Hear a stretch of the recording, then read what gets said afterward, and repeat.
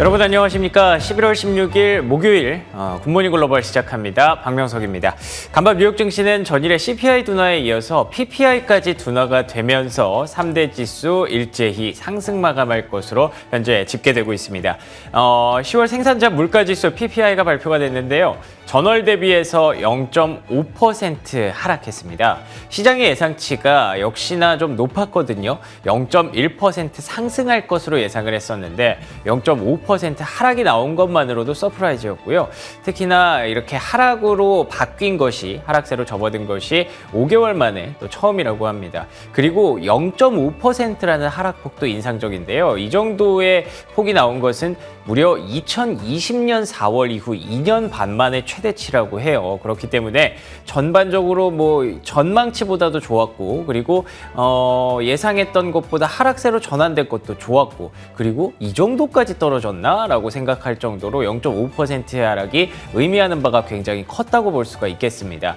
그리고 소매 판매 지표도 발표가 됐습니다. 역시나 전월 대비해서 0.1% 감소했는데요. 0.1% 감소로 돌아선 것도 7개월 만에 처음 있는 일이라서 어쨌든 시장에는 기분 좋은 소식으로 작용을 했습니다. 왜 최근에 계속 고민을 좀 했었잖아요. 아니 이렇게 고금리에 물가는 빠르게 떨어지는데 도대체 소매 판매, 소비 지표 이런 것들은 왜 이렇게 견조한 걸까? 이게 사실 경제학자들의 굉장히 큰 고민거리였는데 그걸 다 이제 코로나 특수성 이런 걸로 얘기를 하거나 아니면 소비 패러다임이 좀 바뀌었다 이런 식으로 해석을 했었죠. 그치만 이제는 정말 고금리 압박에서 자유로울 수 없는 것 같습니다. 아무래도 카드 연체율도 늘어났고요. 그리고 지금까지 저축해뒀던 돈들도 많이 소진되기 시작하면서 점점 더 이 고금리가 소비, 특히나 이 소매 경기를 옥죄는 그런 현상이 결국에는 나타나기 시작했다고 봐야겠죠.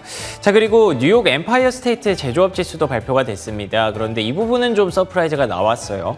9.1포인트를 기록했는데 그렇게까지 걱정할 부분은 또 아니었던 게 앞으로의 업황 전망은 솔직히 조금 불투명하다라는 그런 분석들이 나오고 있어서 이 3개의 지수들이 모두 고금리 압박으로 이제 조금씩 꺾이는 그런 흐름들이 동시다발적으로 나타났다고 보시면 되겠습니다. 그러다 보니까 이제는 연준의 추가 긴축 의미가 없고 필요도 없다라는 측면에서 증시의 상승세 유지가 됐고요. 특히나 특징주로는 테슬라가 3거래일 연속 상승하면서 증시를 가장 앞단에서 또 끌고 가고 있습니다. 떨어질 때는 조금 기분이 안 좋았는데 또 끌고 올라가기 시작하니까 역시 테슬라다라는 얘기가 좀 나오대요. 반면에 엔비디아는 연속 상승 기록을 10거래일에서 멈추고 말았습니다.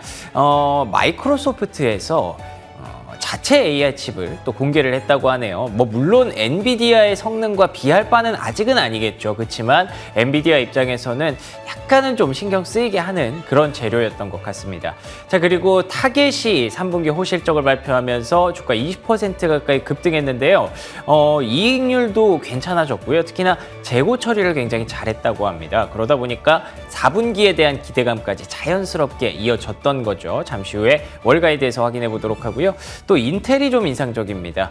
최근에 연일 상승 랠리를 이어가면서 연중 신고가를 경신하는 흐름인데 엔비디아와 인텔을 봤을 때 같은 업종에서도 뭔가 조금 다른 색깔을 띠고 있잖아요. 그렇기 때문에 종목별 차별화 우리가 좀 준비를 해야 되나라는 생각이 들게 하죠. 자, 그리고 또 금리는 살짝 올라갔습니다. 10년물 국채금리 어제 4.4%까지 떨어졌다고 말씀을 드렸는데 2%대 상승하면서 4.5로 다시 복귀하는 모습이 있었고 자연스럽게 달러 인덱스도 같이 따라 올라가는 흐름이 있었어요. 사실은 이게 좀 더 떨어지기를 기대했던 게 하원에서 예산안이 놀랍게도 통과가 됐기 때문입니다. 2단계로 물론 나눠서 하는 거기 때문에 아직까지 갈 길이 멀기는 하지만 그래도 연중 셧다운 우려는 덜어냈다고 하잖아요. 그렇기 때문에 불확실성은 많이 해소가 됐는데 그럼에도 불구하고 금리가 조금 더 올라갔다는 건 아직까지 깨림칙한 그런 부분들이 좀 남아있다는 뜻이겠고요. 앞서 말씀드린 것처럼 종목별 차별화 장세를 이제는 슬슬 준비해야 될지도 모르겠습니다. 어떤 전략이 필요할까요? 목요일 굿모닝 글로벌 지금부터 출발합니다.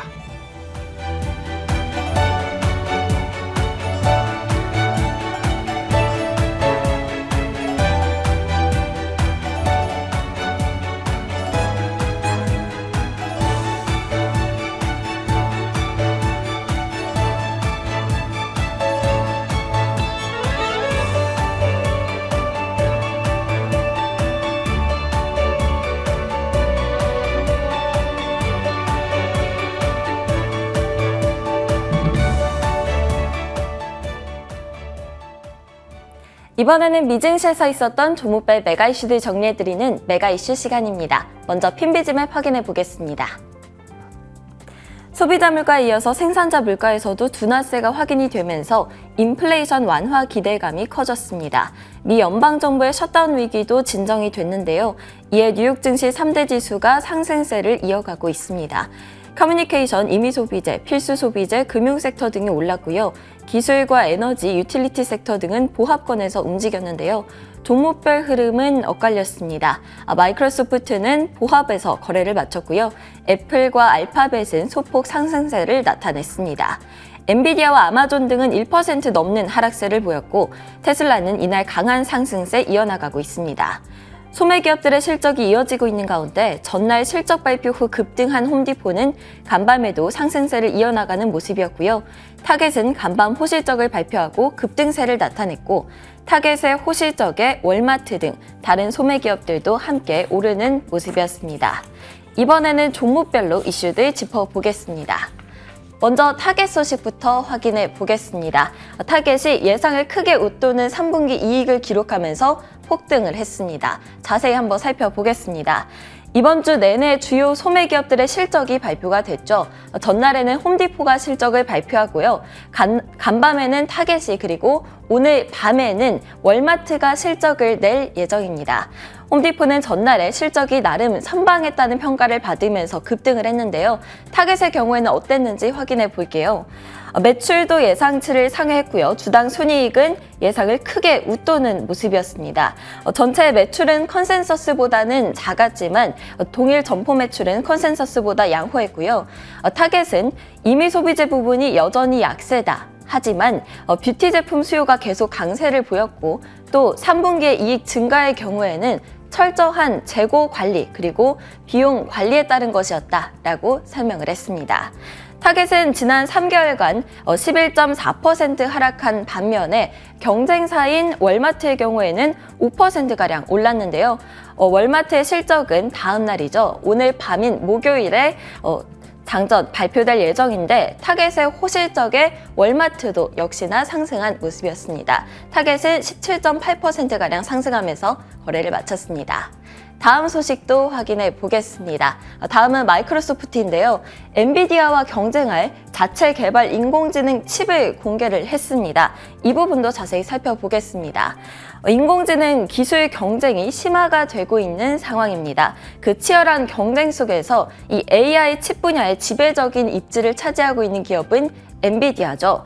워낙 엔비디아의 시장 지배력이 크다 보니까 관련된 빅테크 기업들은 이 의존 구조를 좀 해결하기 위해서 자체 개발 칩에 대한 투자를 늘려가고 있는 상황입니다. 그리고 마이크로소프트가 이 투자의 성과로 칩 두 가지를 선보였는데요. 하나가 마이아 100 그리고 하나가 코발트 100입니다. 마이아 100 칩의 경우에는 엔비디아의 인공지능 프로세서와 경쟁하기 위한 제품이고요. 코발트의 경우에는 인텔과 AMD 등과 경쟁하기 위한 일반 컴퓨팅 프로세서인데요. 마이아는 출시 일정이 미공개가 된 상황이지만 코발트의 경우에는 내년 중에 마이크로소프트 클라우드 플랫폼이죠. 애저를 통해서 사용 가능하다라고 합니다. 인공지능 프로세서의 발열 문제를 해결하기 위해서 마이크로소프트가 또 순행식 하드웨어 설계 및 구축 중이라는 소식 역시 들려왔습니다. 마이크로소프트 주가도 확인해 볼까요? 마이크로소프트는 0.04% 상승하면서 보합권에서 거래를 마쳤습니다. 다음 소식도 확인해 보겠습니다. TJX 컴퍼니스인데요. 호실적에도 불구하고 가이던스가 예상치를 하회했습니다. 이 때문에 주가는 하락세를 나타냈는데요. 미국의 저가 백화점 업체이죠. 지난 분기에 기대 이상의 실적을 기록했다고 발표를 했습니다. 다만 다소 아쉬운 4분기 실적 가이던스에 주가는 하락세를 나타냈는데요.